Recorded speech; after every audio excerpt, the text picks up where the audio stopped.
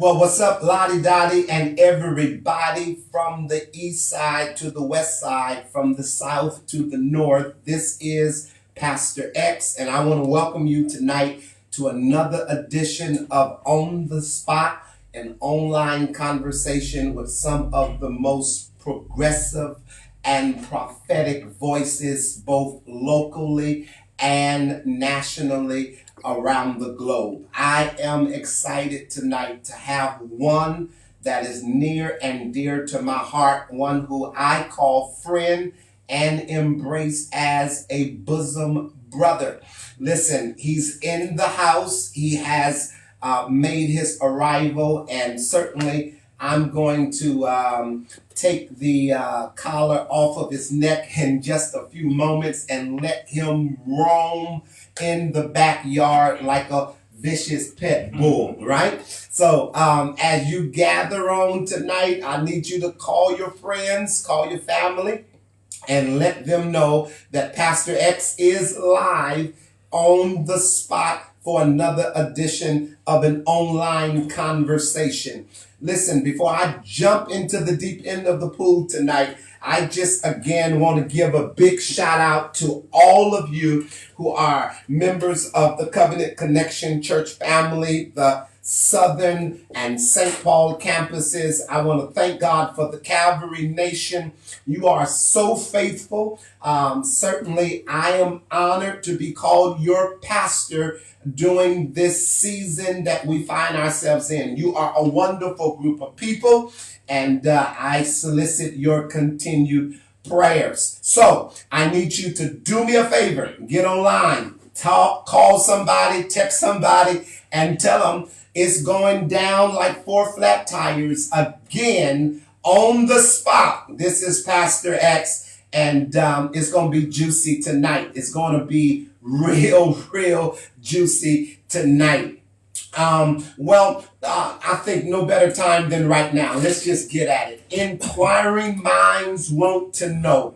For the online audience, listen, tell us a little about yourself tonight. I've just left it vague. I've been a little ambiguous tonight. I've packaged this as my intimate friend, bosom brother. But listen, you of age, speak for yourself. Introduce yourself. Who are you, sir? Well, first of all, I'm so happy to be here with you, Pastor X. You are indeed a bosom brother. You are a friend. You are a brother beloved.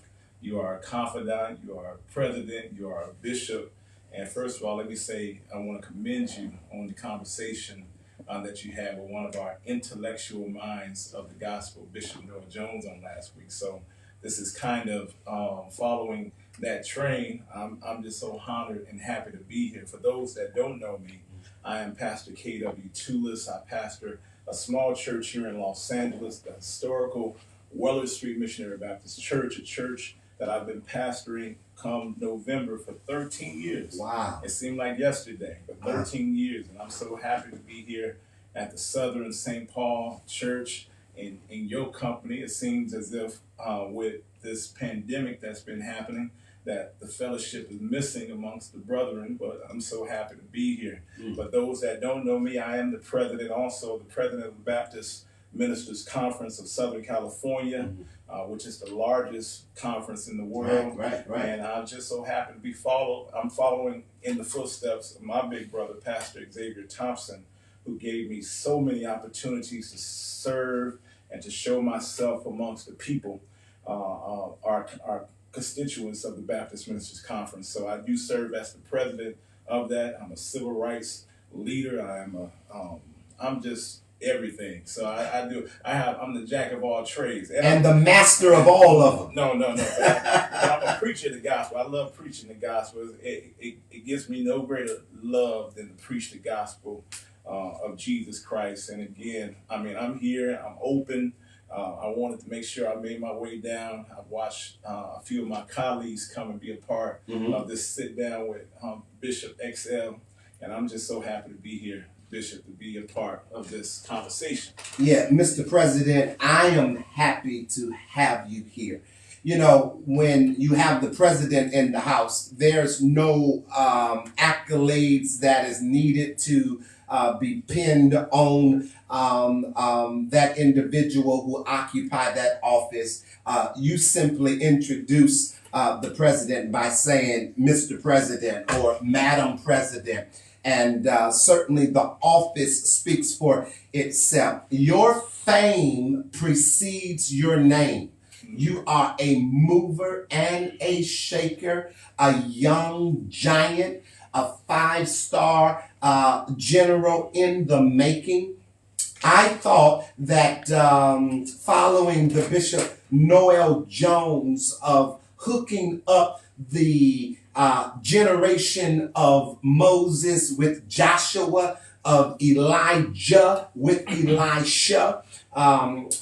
Bishop Jones, one of in Apostle Paul-like fashion, and here the KW Tulloss is coming in as a strong Timothy, a strong Titus, man. And I am honored, I'm overjoyed to be in your company telephonically and electronically. We try to stay connected with each other. That line of communication is always clear. And I'm happy, man. Listen, so much. We're going to jump in the deep end of the pool, y'all. Listen, so we want you to log on in, stay tuned with us. But before I go any further, man, listen, congratulations are in order for you, man. The Bible says, rejoice with those who rejoice. I've never seen you so happy, such in a state of peace and serenity and tranquility, man. You and I, we talk and we conversate and we confide one with the other. I remember going to lunch with you, man, you sitting me down saying, you know, X, I'm getting ready to do it. Yes, sir. And I want you to know, man, I'm godly proud of you. Tell us a little bit about this latest season in your life. Listen, first of all, I'm just so grateful that I am you know, God is good to, has been very good to me. Mm-hmm. Bishop, we've been in the office where you've literally seen me shed tears mm-hmm. over some situations in my life. And it seems as if I'm in a particular season right now where God has been blessing me with overflow, mm-hmm. has been blessing me with everything that I've needed to be able to survive in such a time like this.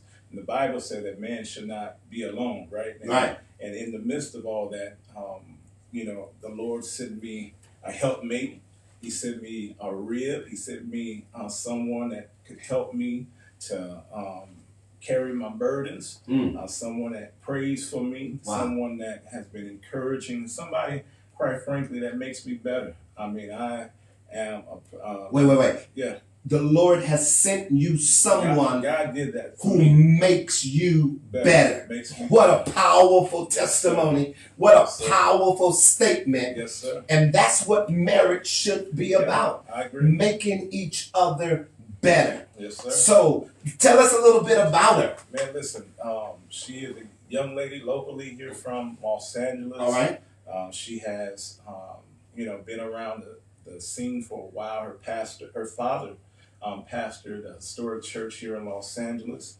She's a PK. She's a PK. I love it. And she is one, again, that makes me happy. She's been a member of another local church, Greater St. Augustine, where we was at this morning, and I actually received a letter from her pastor, and I'm just so thankful. I mean, we have so many similar interests. I've been knowing her as friends for a while, and you started as friends. We was buddies. I love it. We was friends. Well, she'll tell you we wasn't friends.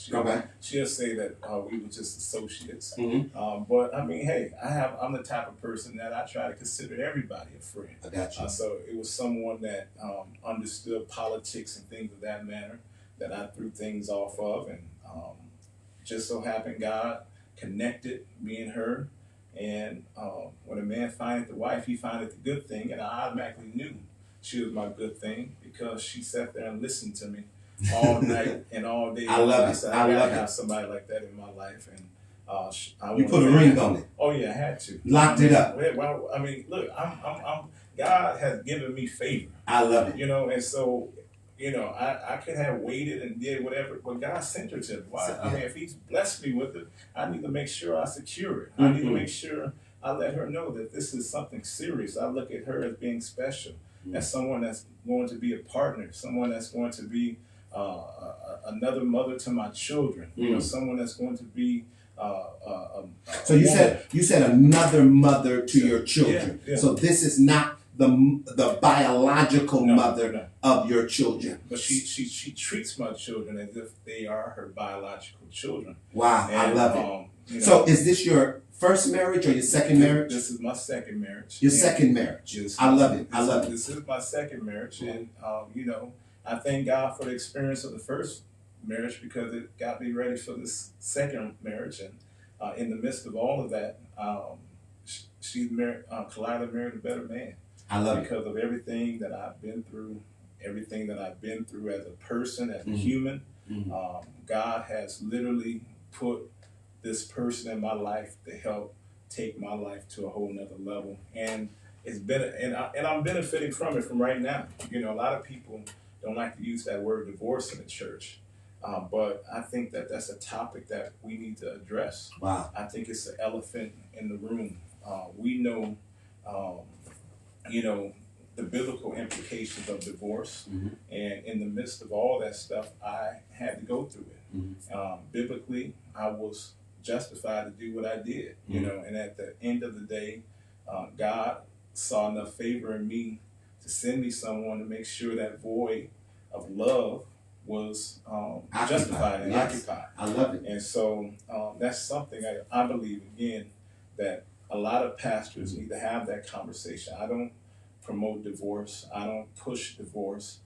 But I believe it's an elephant that a lot of churches don't want to conquer. It's a reality. It's a reality. Yeah. It's a reality, and it happens. Yeah. And Life happens to all of us in one area or another. No doubt about it. And those of you who are listening online tonight, let me suggest unto you that wherever you find yourself on the scale of life, that there is always space for grace. Listen, I need you to type that in tonight. Space for grace. That no matter what you find yourself in, this may be your first marriage, your second marriage, your third marriage, there's always space for grace.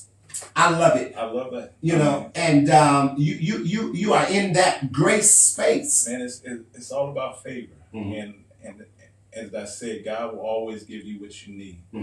If you depend on Him, if you trust Him, divorce is not a happy topic because it hurts so many people that's involved. But I thank God that through the midst of going through divorce, going through the things that I went through, I thank and praise God that God has favored me. He has favored my children. He has favored my circle. And I'm just blessed to be happy and excited about just life. I'm living again. I'm glowing. It bleeds through your countenance. And I hope those that's watching receive that. Don't be afraid to address the elephants in the room. Don't be afraid to address situations in homes.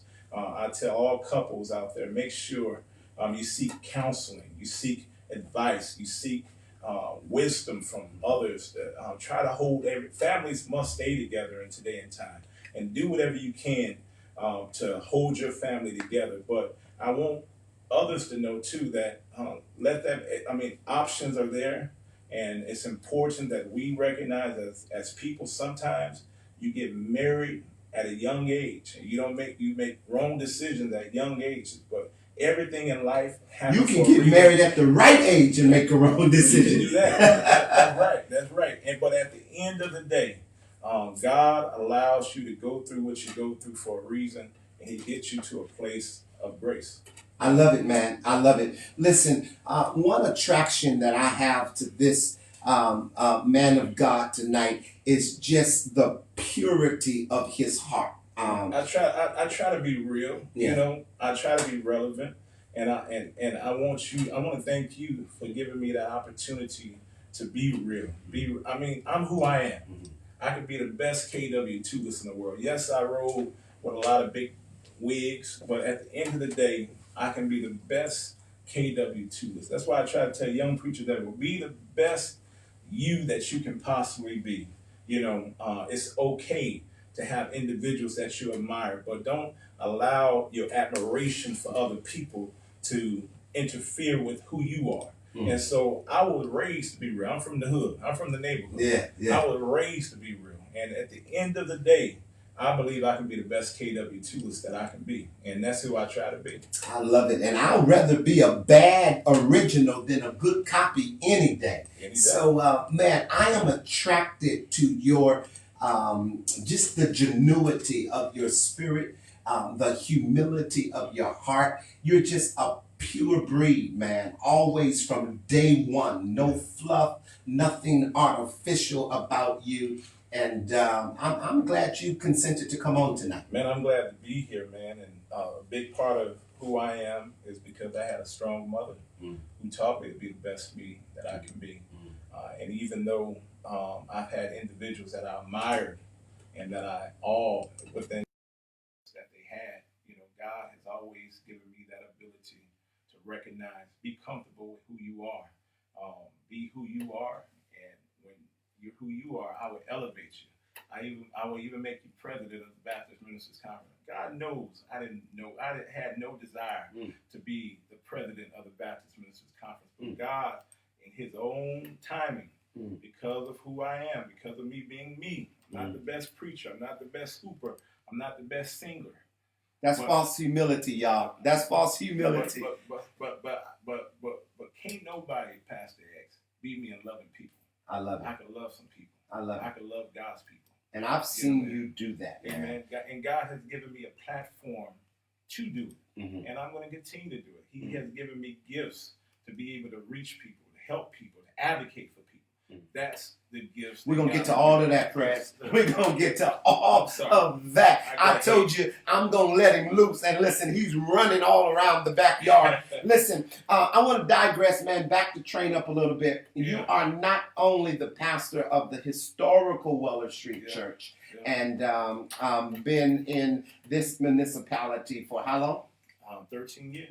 No, your church. How old is your church? My church is 77 years old. 77 years old. Now, why do they call it historical and you're only 77 years old? Well, we're the last black church in Boyle Heights. A lot of times, a lot of people, African Americans throughout the years have migrated all throughout the city of Los Angeles. We're young in age, but we're the last of the Mohicans. There's no other black churches within that area. I'm the last. Because when I get 77, they better not be calling me historical. They better not be calling me ancient, man. And within the realm, if you look at the history, we have had individuals such as Dr. King, Reverend Jesse Lewis Jackson, Reverend Sharpton. All of these individuals have preached and have organized. Our church is located in the old Aliso Village. And for those that's viewing, you all know the Aliso Village area. This was a community where African Americans came together in Boyle Heights that loved each other. They still have parties and celebration, and so it's so much history within that community as a whole. And our church, we're 77 years old, but we actually purchased our church in the 40s from a Russian Orthodox church right there in that community. Wow. So just to see the community has changed over the period of time. It's a church that's rich in history, that has helped and served its community for a long time, and we're respected by so many, and I'm honored to be their pastor.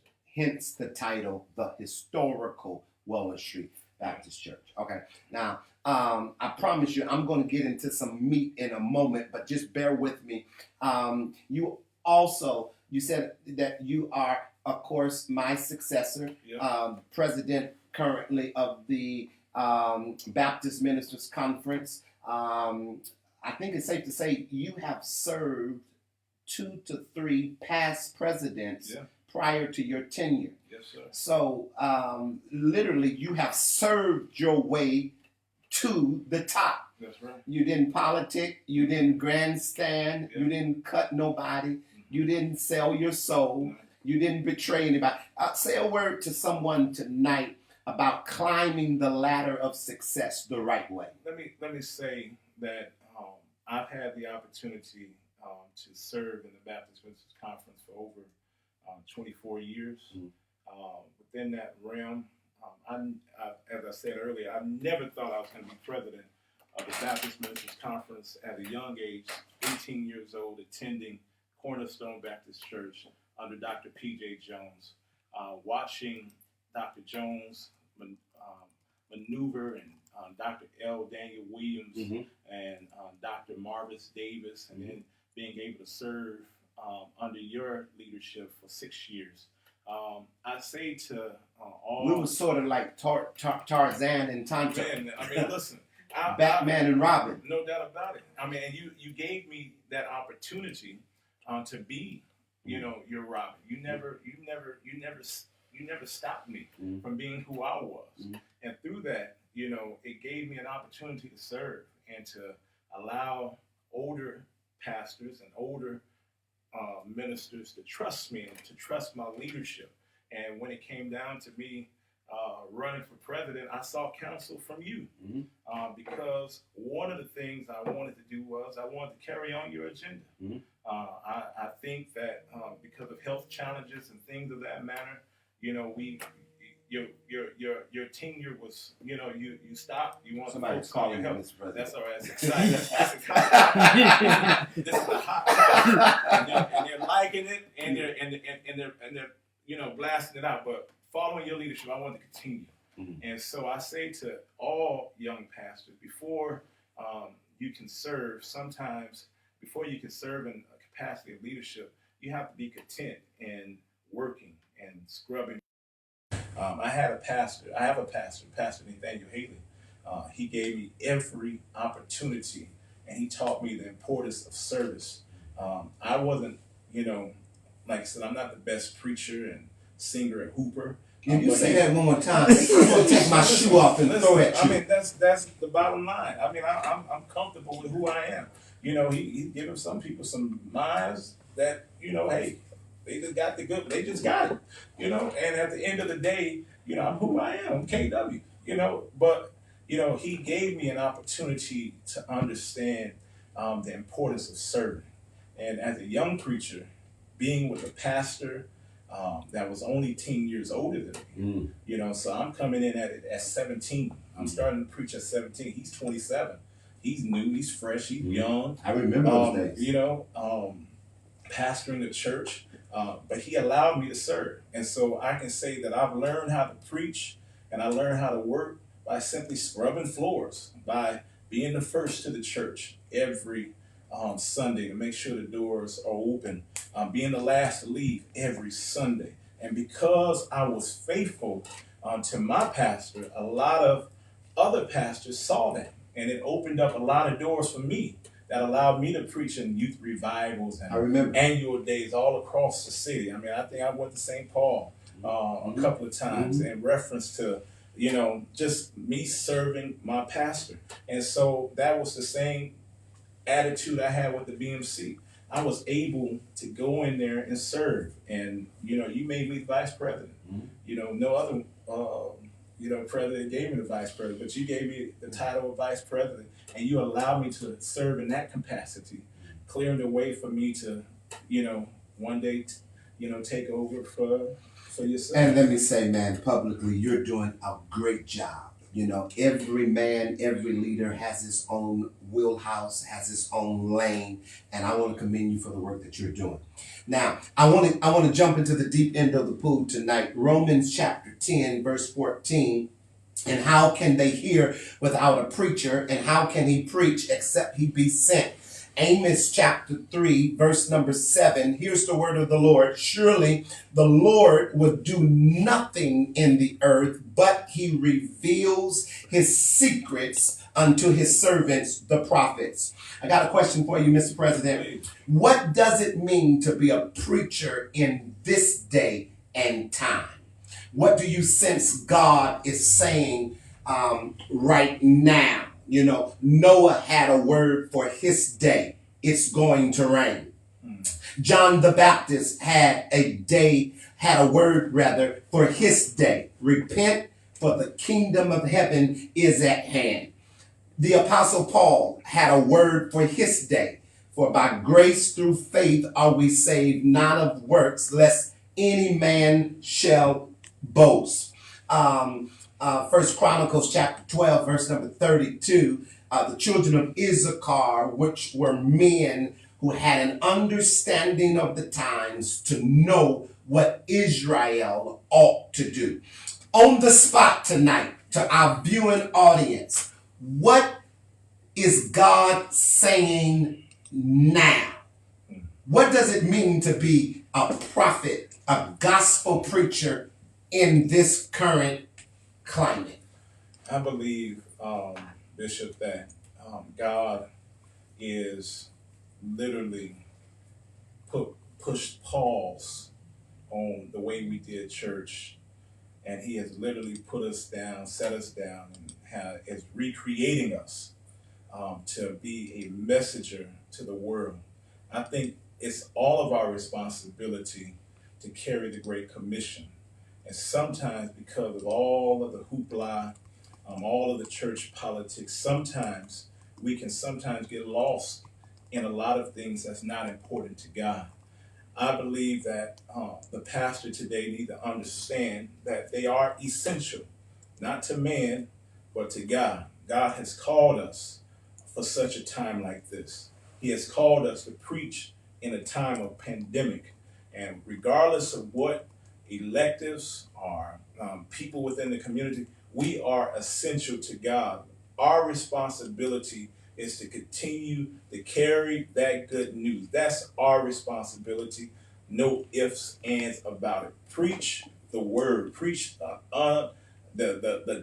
word of God.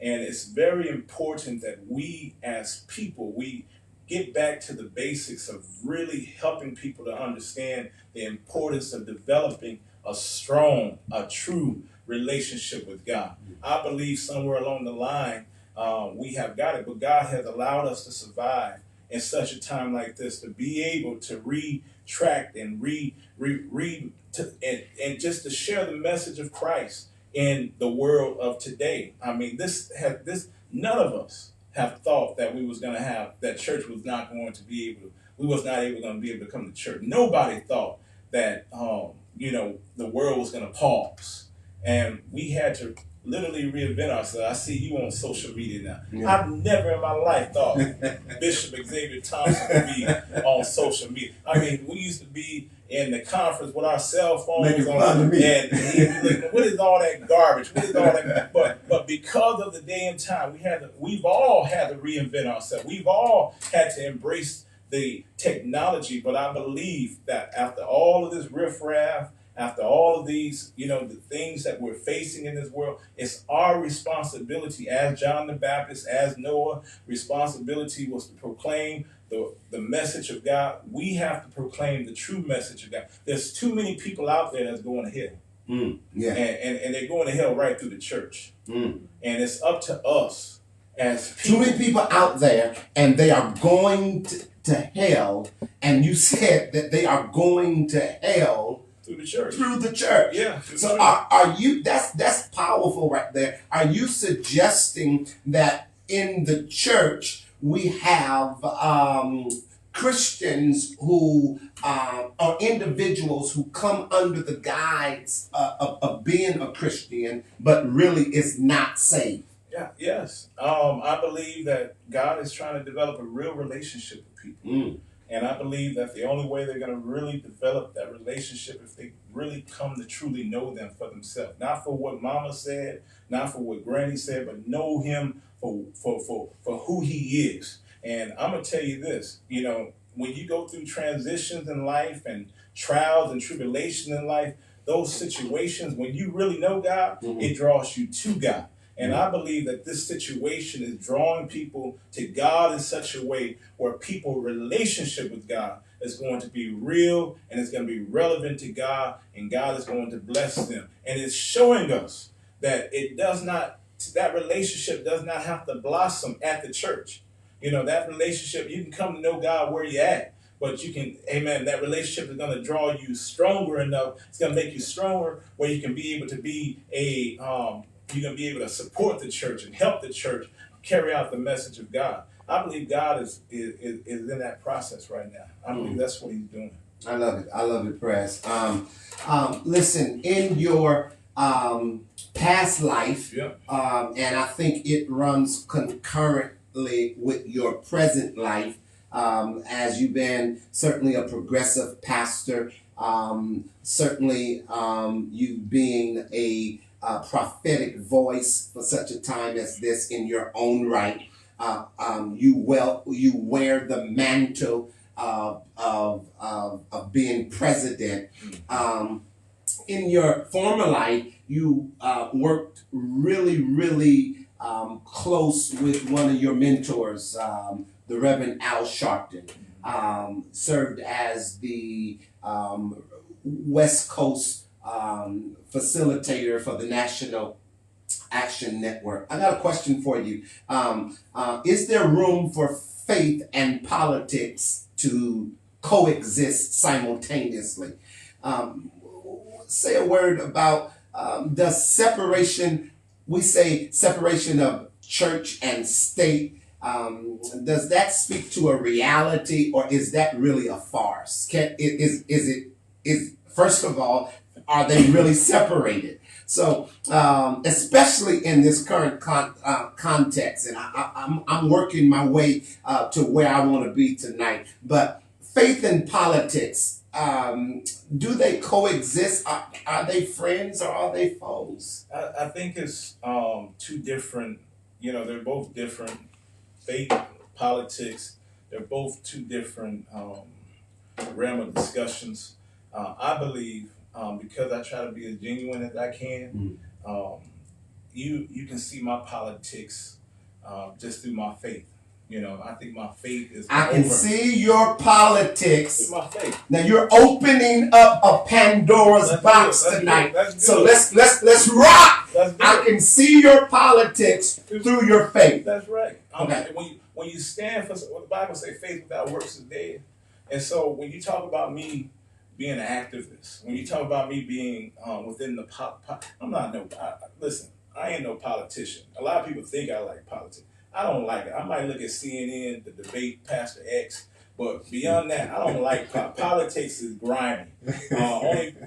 Politicians can be grimy too. We got a few good ones out there, but they can be grimy too. But at the end of the day, as a preacher, as an ambassador for God, it's up to me as a Christian to continue to speak justice for those who lack a voice. I think it's my responsibility as a prophet, as a preacher of today's generation to continue to speak to the power. It's not for me to wait for them to speak to me. It's for me to be able to tell them, what thus says the Lord, and right from wrong. And that's. So, are you willing to do that to Governor Gavin Newsom? Of course. Mayor Eric Garcetti? Of course. President Donald Trump? Yes. Mm-hmm. Yes. Why run away from it? Mm-hmm. You as a preacher, your responsibility is to speak the truth. I believe that's been part of the problem these last 40 years. We have we have some, but individuals are afraid to speak the truth. And the bottom line is Jesus said that the truth don't always sound lovely, but it will make you free. Some people need to be set free from their captives. Some people need to have a voice that's going to liberate them and take them to that next level.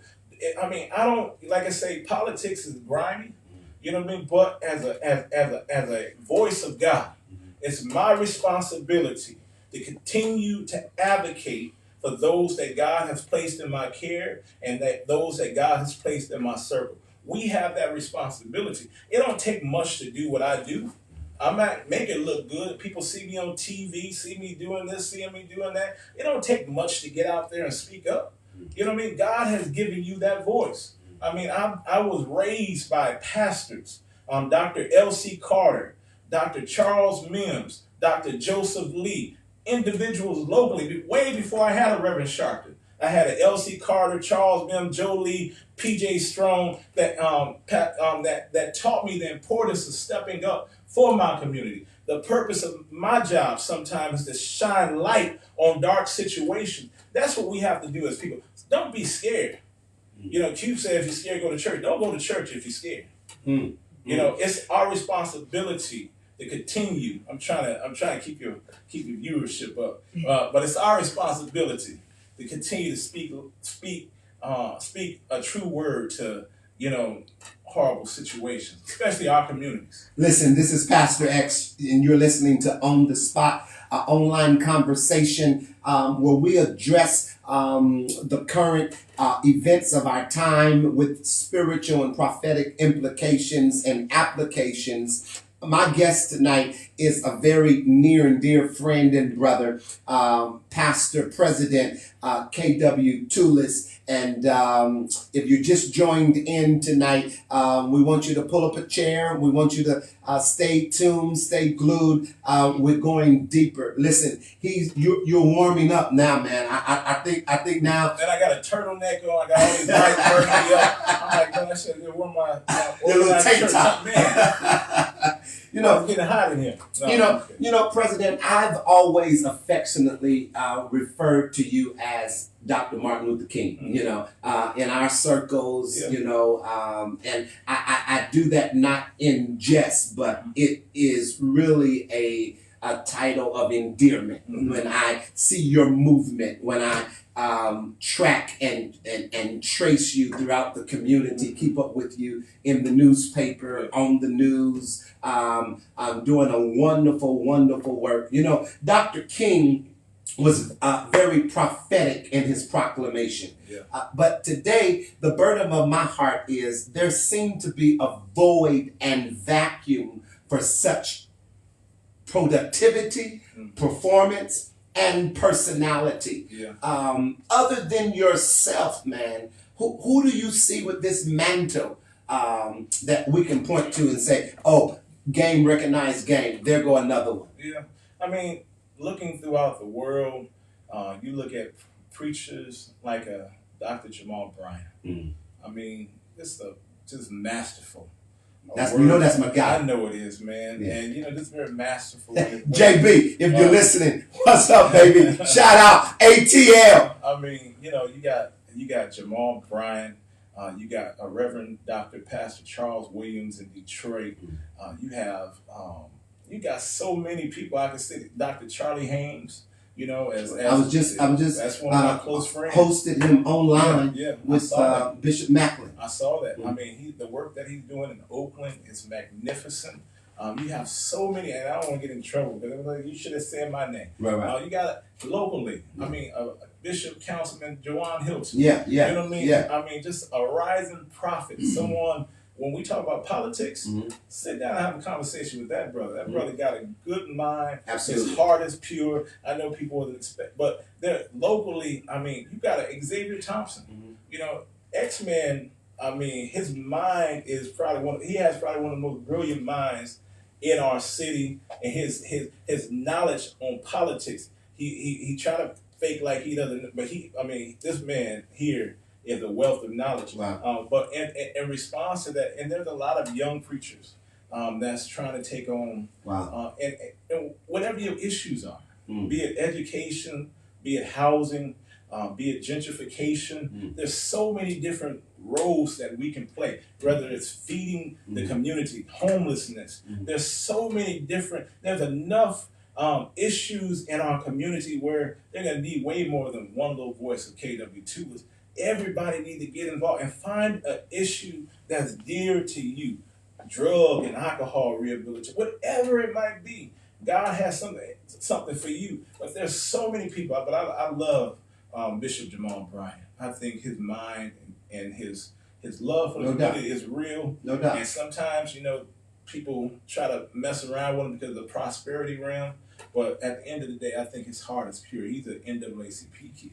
Well, no doubt. Well, you know personally and experientially firsthand that whenever, man, you're climbing, you become a target. Man. You've had your own a fair share of that.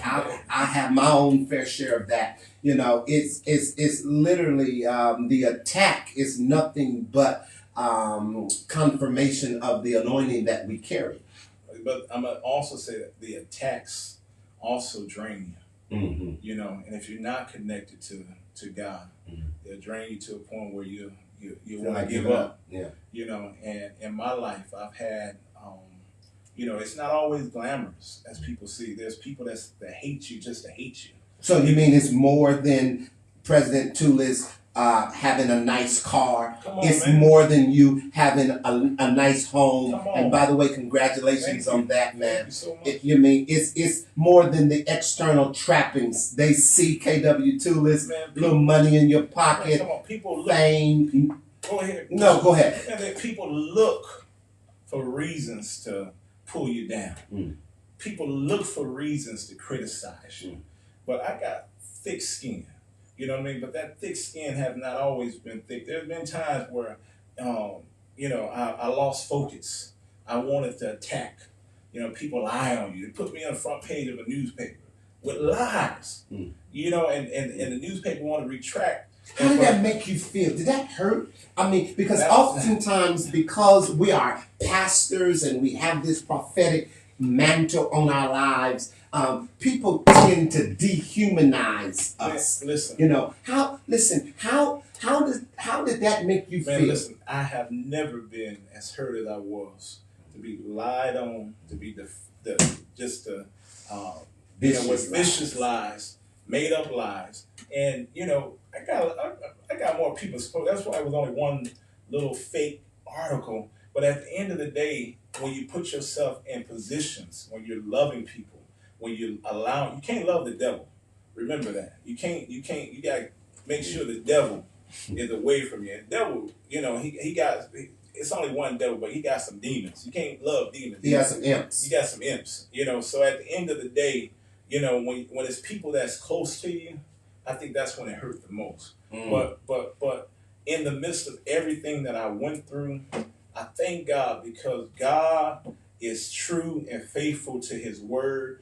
In the midst, though things might get rough in your life, there's always a blessing in the blows that you face. Sometimes you don't. Wait, that's a sermon. Wait. There's a blessing in the blows. There's a blessing in the blows. Look, write that down, son. Because listen, that's gonna live again. I'm gonna send you a cash app offering. A blessing in the blows. Listen, Romans 8:28 say all things work together. Mm-hmm. You know, and when you apply God's word to your life, things draw you closer to God. When you go through stuff, it should draw you closer to God.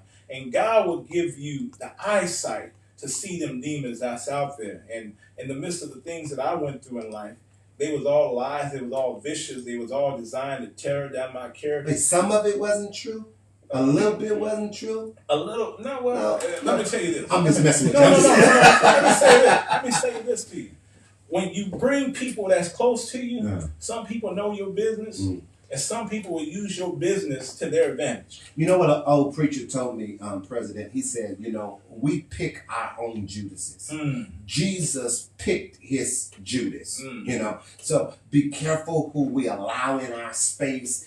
That's why, you know, I've learned, you know me, I'm comfortable. I've learned to live with the labels. Call me arrogant, call me stuck up, conceited. I've learned to live with the labels. You cannot allow everybody in your face and in your space. And I think both of us have learned that lesson the hard way. You better talk, and that right there is the message. Because sometimes you have to learn as a young preacher. I mean, I'm a little younger than you, but you have to learn. You got to go through the process, and sometimes you don't understand why is it that people do what they do. Sometimes people do what they do because they was assigned in your life to do that. Cause the hell that they cause. The title of my message today, I preach from the subject, trust the process. And you don't gotta understand it then, but listen, you will understand it better By and by. by and by. Yes, sir. If God never puts you through that process, you will never have found your real, your partner, your soulmate. If God never would allow you to go through that process, you would not be experiencing the joy and the fulfillment that is upon your life right now. And let me tell you this, sometimes God can elevate you, even in the midst of your pain. You know, everybody around you. I remember my installation, Baptist Ministers Conference president. I was at all. One, we had it at Mount Moriah. Packed house. I didn't think nobody was coming. You know, the city showed up. All the stuff I've been through, you know what I mean? I didn't promote Reverend Sharpton was gonna be there to preach for me. I didn't promote nothing. I didn't think, but man, it was just like an honor to me because I felt that because I went through this garbage that was lies, that was designed to bring me down, to make me look like dirt, to make me look bad in the eyes of people. I felt nobody was going to come. But how about Psalm 23:4? Thou preparest a table before me in the presence of my. How about Isaiah 54:17? No weapon formed against me. You try to make me cry. How about Psalm 37? Fret not thyself because of evildoers, neither be thou envious against the workers of iniquity, for soon they shall be cut down like the green grass and wither away like the green herb. Listen, I need to go deeper, President. Go deep. What is your forecast of the modern contemporary church? Where do you see the church in 5-10 years from today? 2020. In 2030, where do you see the church? I see the church making a bigger impact on the community. I believe that this pandemic is weeding out the churches that don't need to be operating. I think at the end of the day, we still have a responsibility. We still have to conform to the mission of Jesus Christ, the Great Commission. It's our responsibility. And if this pandemic has taught us anything, this pandemic should have literally brought us closer to God, to be able to share the message of hope with others. I think, again, I see a brighter future for the church, even in the midst of social media, in the midst of everything. Don't sleep on the church. The church will have its day. I mean, I don't believe we have passed the glory days of the church. I believe that there's going to be greater days to come. I believe churches of all faith will continue to rise to the standards, and I don't want people to mess this message up. I know that there's people that say, well, the church is yesterday. No, I think we have not seen the real mark of the church. I believe that it's going to be pandemics like we were facing that's going to drive people back to churches. But, I mean, do I think it's going to be mega churches in the face of a pandemic? I don't know. I think, one of the things that we've seen is that we all are mega now. We all got 10 or less. You know what I mean? Everybody.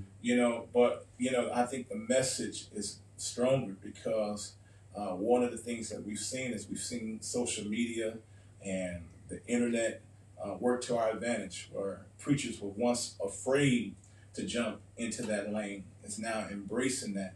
And I mean, at my church, I'm getting like 1,500 views, and I barely have 100 people in my church sometimes. You know what I mean? But now I'm getting 1,500 views. Your reach is broader, right? And so that message is going forward. And before Jesus comes back, he got to be preached in the deepest jungles of Africa. So he got to use some sort of means to do that. If it means you ain't going. And revival is jumping off in the jungles of Africa. Hey. Let's park there and put a quarter in our proverbial parking meter. I want to go deeper there because I've heard multiple things as your response. Number one, President, your response to the question, what is your forecast of the contemporary modern church in the next 5 to 10 years, is that, number one, that some churches is going to be eliminated. Yeah. They're not going to make the cut. I agree. And then when you flip the record over and play side B, you are suggesting that some of our best days are yet in front of us, not behind us. I gotta speak that into existence because the forecast is always dreadful when it comes to the church. I am a church baby. I'm a product of the church. I believe in the church. I mean, you're looking at a president here that can say that it was because of the church that it saved my life. When my mother was a single mother raising two young boys, it was the church that rallied to my mother's side to help raise these two boys. So I'm sticking with the church. You're sticking with the church. You're going down with the ship. I would bet on the church. You know, you can bet black, you bet red, but I'm betting on the church. And if it's going down, I'm going down with the ship. I love it, Prez. I'm going down with a voice too. I'm gonna be fighting. Y'all know I'm a fighter, so I will fight you. I love it, Prez. Matthew chapter 16, verse number 18. But I say unto Peter that thou art Peter, and upon this rock I will build my church, and the gates of hell will not prevail against it. Listen, I want to put an addendum to that.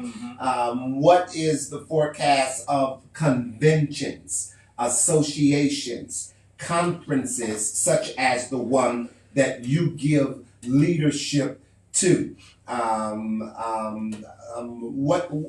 do you think these conventions and associations and conferences, what way do you think they are going? Well, I think, when I took over the Baptist Ministers Conference, many people, and this is really what drove me to really run. Many people thought it was just a dead day. I've heard it from close friends. There's nothing that's going to come from that. I'm like, no, man. Pastors need a place where they can sharpen their skills, where they can give the people. You know what I mean? And one of the things I've seen, the balance of the conference. I've seen it at its glory days. I've seen it dwindle down. At the end, I believe that there's a great need for the Baptist Minister Conference. When this pandemic hit, I was at a place where it's no longer business as usual. You can't come out on Monday. Right. You know what I mean? But there was pastors that were still a part of the conference that was craving for information of how to operate during this pandemic. There was pastors that I helped secure over $500,000 through that PPL loan when churches were being overlooked. Wait, Press, you gave leadership to so it's a need. Helping other pastors secure resources that they were able to stay afloat. Yes. So while you're pastoring your own church, living your own life, your heart is yet big enough to make room to say, you know what? While God has me in the elevator going up, let me pull somebody else in. I believe that's my responsibility.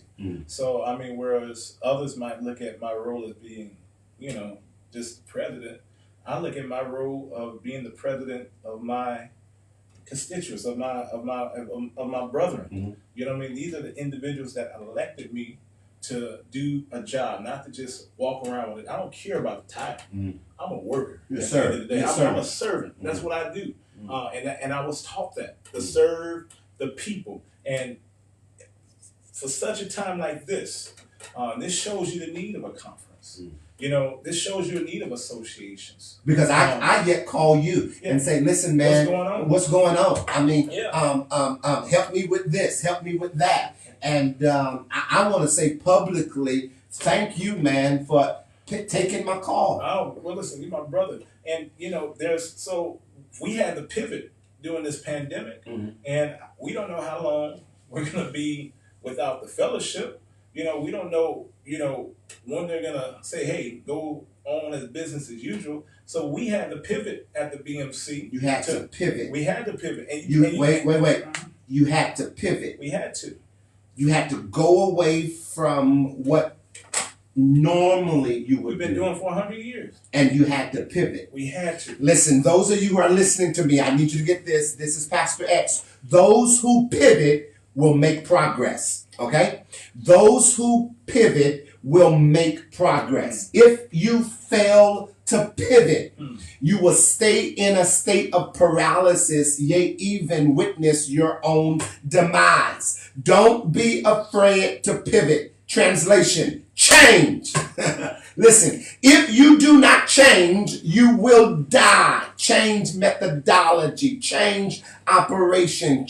Listen, don't be afraid to get out of the boat and walk on water. You had to pivot. Listen, I got so much for you that I need to get to, President. Listen, what are you sharing with your cohort, with your constituency?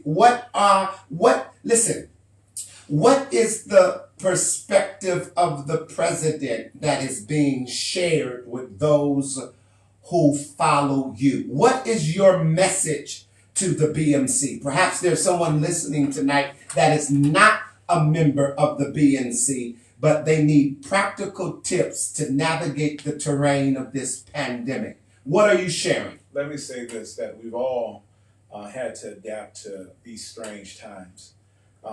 At the end of the day, the way we pivoted was from meeting on Monday to a conference call. I, in return, share my resources and my connections and my and all the good things God has equipped me with to be able to empower the pastors to carry forward.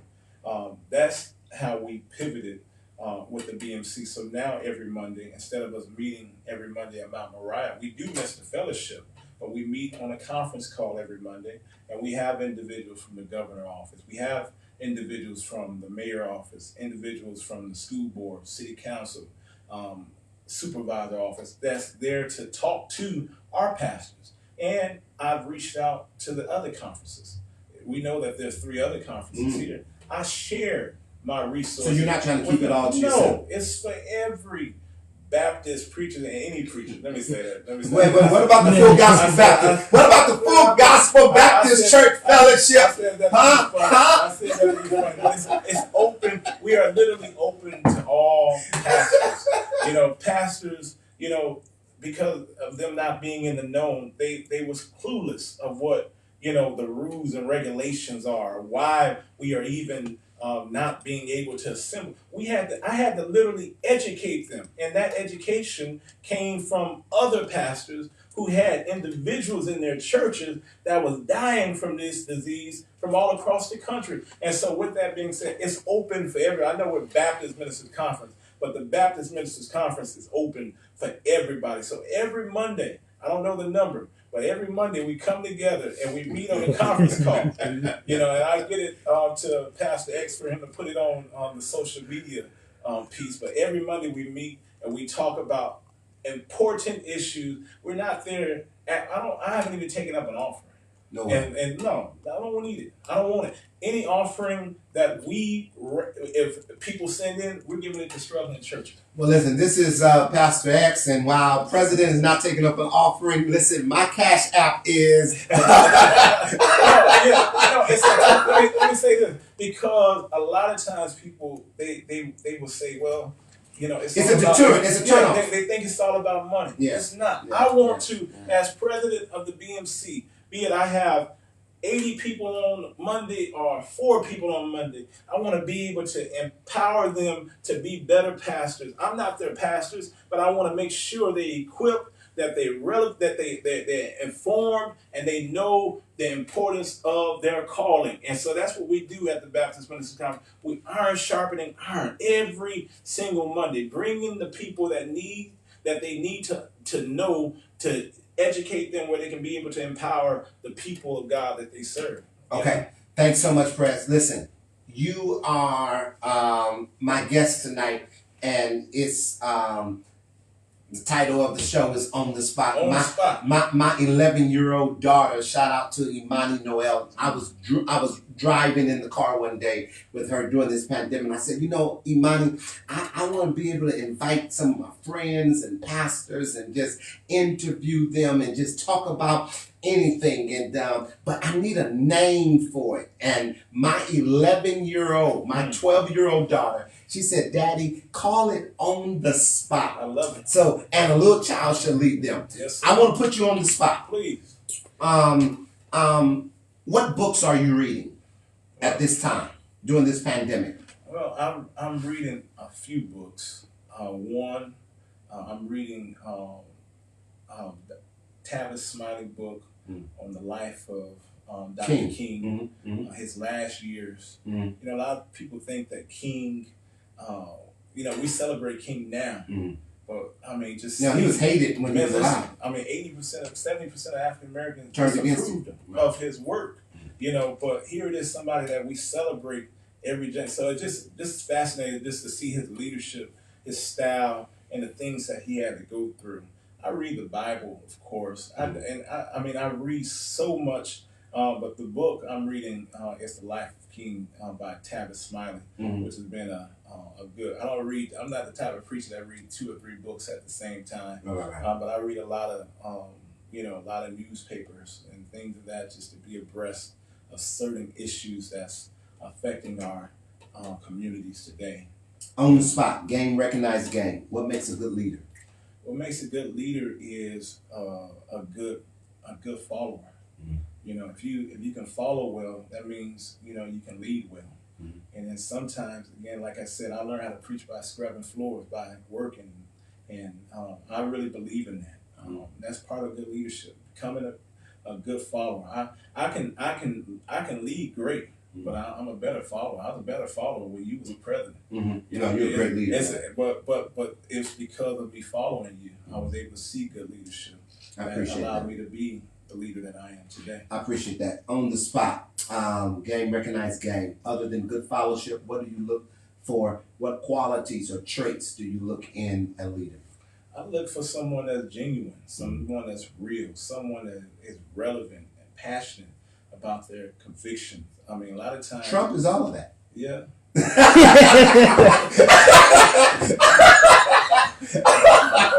All right, let's go. Because I'm coming around the mountain. Here I come. All right. Somebody that's not ignorant. Okay. You know what I mean? So at the end, I love passionate individuals. Somebody that believe in what they stand, what they're preaching. You know, and I think that's a strong leader. Someone that's on issues, on the spot, that can speak with their passion. You know. So. All right. This is a new world. I believe personally and prophetically, pastorally and practically, that COVID-19 is a game changer, a paradigm shift of seismic proportion. Driving in this morning to our facilities here in Los Angeles, I saw a woman in the intersection with a mask on. She was all alone. There was no one else in sight. She's the only one in the intersection, yet she was all masked up. A drastic change has come upon us, so much so I believe this is a new world. And we fail to recognize just how drastic this change is, as drastic as the abolition of slavery, where one day America went to bed and slavery was legal, and you woke up the next day and slavery had been outlawed. America had to make the adjustment. COVID-19 is a game changer. How do we cope and how do we adjust? We have to be smart, and we have to listen to the professionals, to the doctors. God blesses us with doctors. He blesses us with the professionals.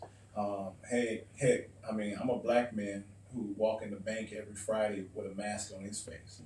So we have to adjust to that. Did you ever think a black man can walk in a bank with a mask on his face and not a button be pushed or police officers? That's just the day and time that we live in, and we can't be afraid to adjust. I believe, going back to your question about the church, it's not going to be church as usual. We're not going to be high-fiving your neighbor. We ain't going to be giving people hugs as we once was, because, I know we're preachers and we want to lay hands, but this is going to pop. This is going to pop in our brain. You know, this virus is being passed through transmission of each other. So I'm not saying compromise your beliefs or your faith. I believe God will take care of us. I do believe in that. But I believe also this is a new world, as you said, and we're going to have to be able to adjust, and we're going to have to make sure that when the churches are reopened, that we're going to make sure that they're well protected amongst when they come into church on Sunday. I mean, because hearing the stories of how this pandemic has literally ran through churches. I have one pastor in New York. He's lost 19 members because of this COVID-19. Good members, not the members that you come and go. These are people that work within his church, and so we're gonna have to just be well. We got to be able to pivot and operate in this new day and time. And I believe we owe it to the people that God gave us to make sure they're protected. I love it. So I want to regurgitate a word that you use, reopening. So much talk is about churches reopening. I read an article yesterday, the state of Minnesota, after the Lutheran Church and the Catholic Church let it be known that we're going to defy the Safer at Home ordinance. The Minnesota legislature, the governor, approved that churches will now be reopened. Of course, there is some tension between our federal government and local state houses. For example, President Trump came out this week and deemed houses of faith, houses of worship essential. And he is saying reopen now, yet we live in a deep blue state here in California, and we have yet to receive the liftoff, if you will, or the green light to return. My question to you tonight is, are we ready to return now? Me personally, I say no. Because I mean, when I look at the numbers, Black people are still dying at a very high number. I don't know when it's going to be safe to return. I just, in my spirit don't allow me to even talk about reopening. I mean, I told my members this morning, the earliest we're going to reopen is September. But I believe the earliest Willow Street is going back is September. That's the earliest. And and if things are still not where it is, I mean, I'm prepared to continue as we've been doing online. Has it affected your bottom line? Has it affected your reach? Has it affected, I don't want to be fleshly and carnal. Has it affected your budget? I think, God has prepared us for such a time like this. And I believe that pastors have the ability to reach the members that God has given them to help, push that button of understanding the importance of giving, even in the state of, uncertainties of the world. And so I can say that it has not affected me, but I can say that I pastor a good group of individuals that understand that, we have a responsibility as people to really take care of the church, and so I want to thank my members who goes over and beyond, and I want to challenge those that's watching to continue to support your ministry. I know Facebook has thousands and thousands of ministries that's happening online, but support your church, your pastor, the church that you call your home. And I don't expect every pastor to follow my lead. I'm gonna be in support of any pastor. If a pastor says I'm opening up my church tomorrow, I will be in support of that pastor because he has the ability to hear what God is saying to him. I just want to be safe. I want to make sure my members are safe. I want to make sure our church is equipped.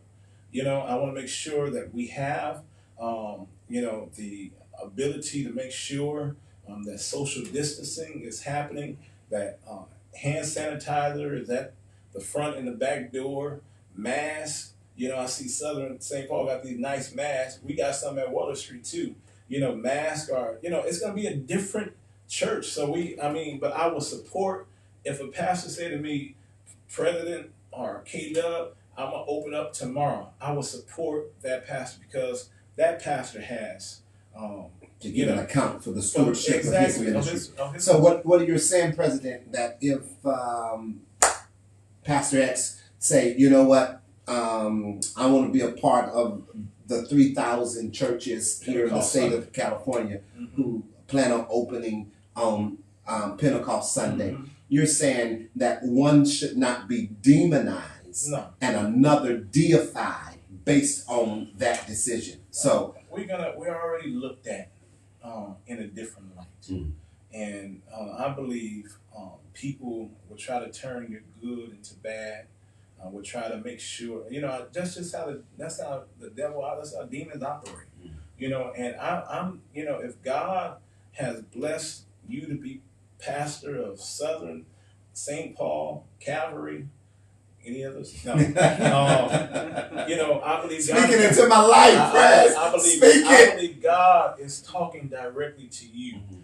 And so it's not, they're already looking at churches as being, we're missing money. I have not missed $1.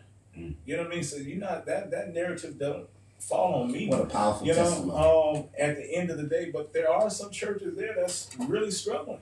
And that's why I said in the beginning, I believe God is, weeding out those that don't need to be there. There's some churches that need to combine with other churches.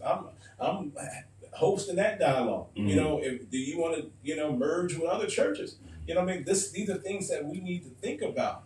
What can impact your ministry to the point where you can just, it can be fully acclimated throughout this world.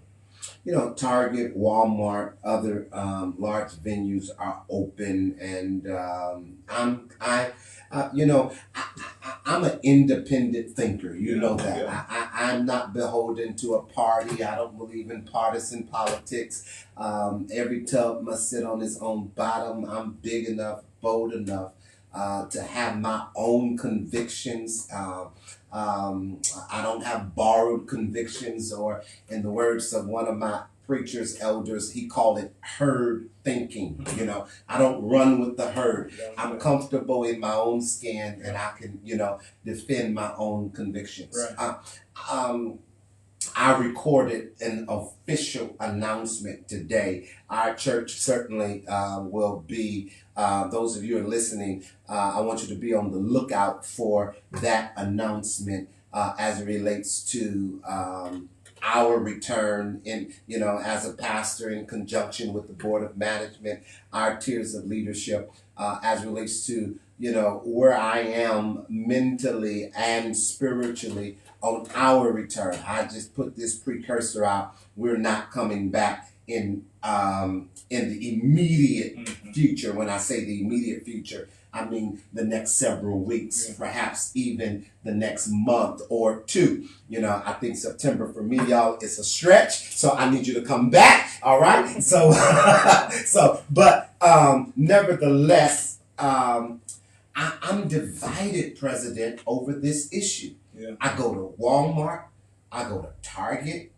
I go to the grocery store, I go to, my wife sent me to Home Depot the other day. I was there Sunday. You was there Sunday. All of these other large venues, there is no consternation of people getting out in the streets. I live a little ways out. The 101 and the 405 is back bumper to bumper. People are back in the marketplace. People have gone on about their business, and I kind of feel some type of way that while I want to safeguard the health of the constituency that God have entrusted into my care, it makes me feel some type of way that if everybody can go hither and thither, why can't the church be open? I want to go to the beach on Sundays, but I have a responsibility to the church. At the end of the day, we as leaders, we have to make the best decision for our people. I've known individuals that have, been, diagnosed with COVID disease. I've known people that's died. We've had pastors here locally that has died, and so this is real, and it's killing Black people, at a much larger alarming rate than any other. And the numbers. Well, how are we coming? We're good. The numbers are strange. It's been an influx of this disease is raising daily. So, I mean, at the end of the day, I'm not afraid of the disease. I just want to make sure my people are put in a place where they can worship God freely and get that message and go out and share that message with somebody else that needs that message and apply that message. So I'm going to support every pastor. I see Home Depot, my wife's favorite store, Sam's. All these stores are crazy going out the line. But I just believe that we are responsible for protecting or just making sure our members are safe. And I believe God will preserve that church. All right. Preserve the church all the way to September. All the way to September. I know that's right. And even beyond. And even beyond. I mean, necessary. 70 plus years our church has been in existence. Ain't no black people in Boyle Heights. It's nobody but God. Nobody but God. That's what I'm saying. So we know. I love it. I love it. Listen, the Bible is clear. Yield not to temptation, for yielding is sin. But man, I cannot help but yield to the temptation of this next question. Now, I think this is gonna be the last one. It's been fun, but I gotta run. Listen, I cannot have KW Tulloss in the house on the spot on this online conversation and not raise the subject matter of 2020 election. Listen, press. Former Vice President Joe Biden goes on the Breakfast Club with Charlamagne the God, and he says to the listening audience, if you vote for Trump, you ain't black. How did that land? What do you think about that?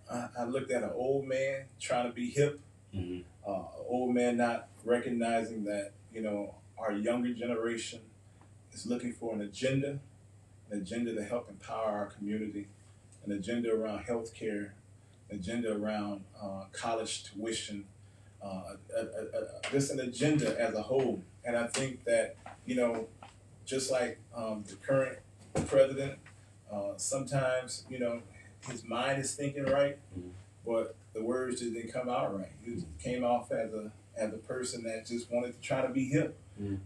But at the end, I think it's our responsibility as a people to really command an agenda for that's going to be your agenda, not just a black agenda, but an agenda that's going to help your family. And I think we have to continue to press that because whoever the next president is, they have to do whatever they can to make sure that they have an agenda that's designed to help. Say a word. Look into the camera. Say a word, Prez. How critical is this election?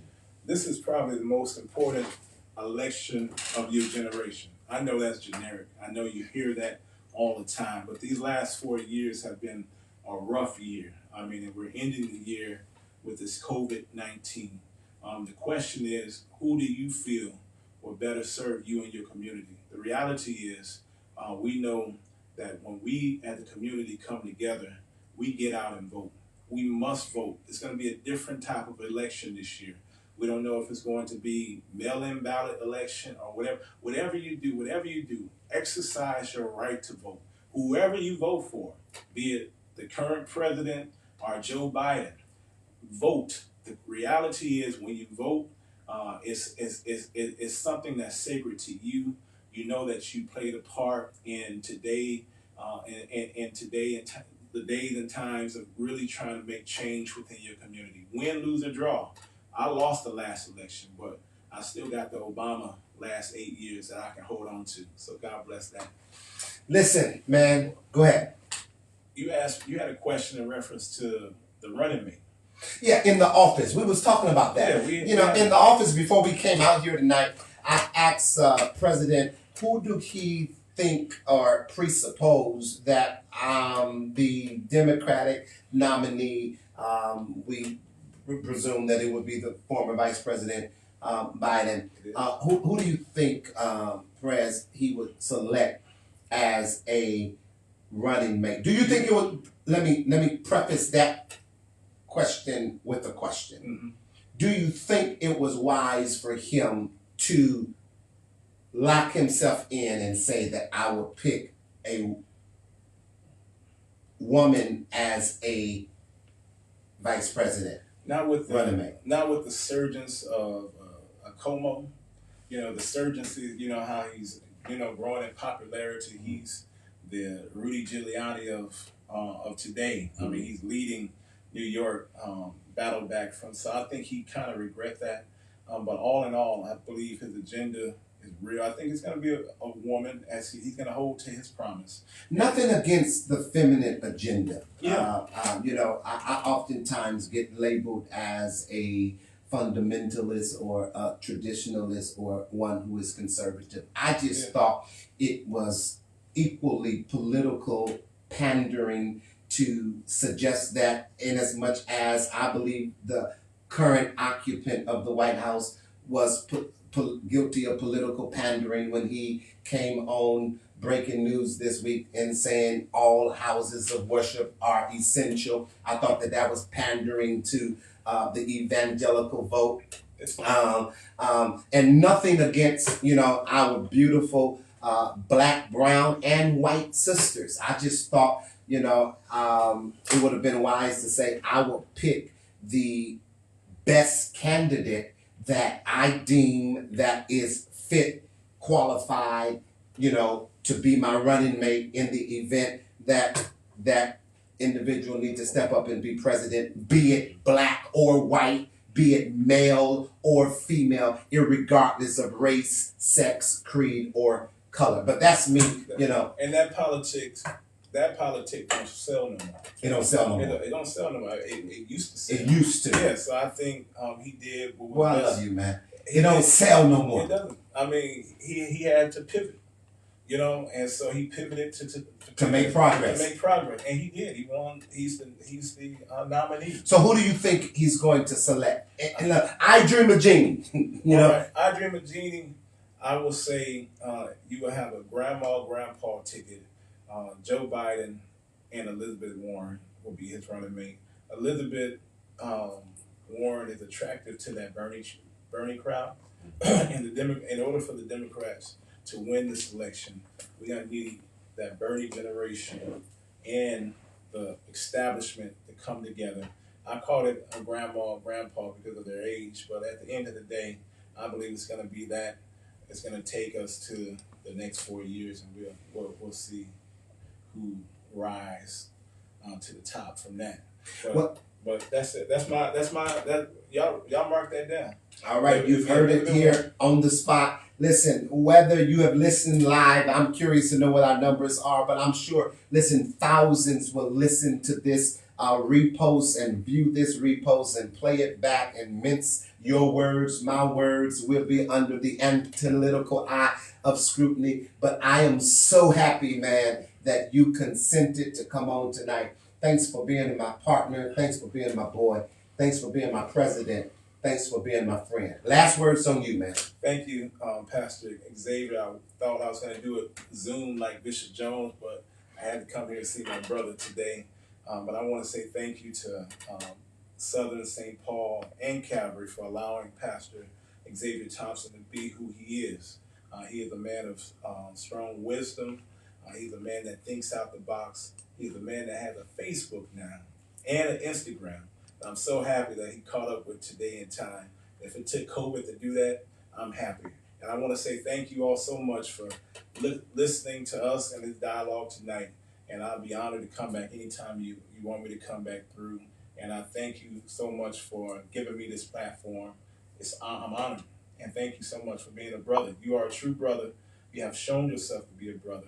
And you have been a brother for a long time in my life. And I'll do anything you ask me to do, even full gospel. I know that's right. Listen, no new friends. This is my boy from back in the day. It's been fun, but I gotta run. Until next time, on the spot. Next Sunday, same time, same station, same time. I love you. Peace.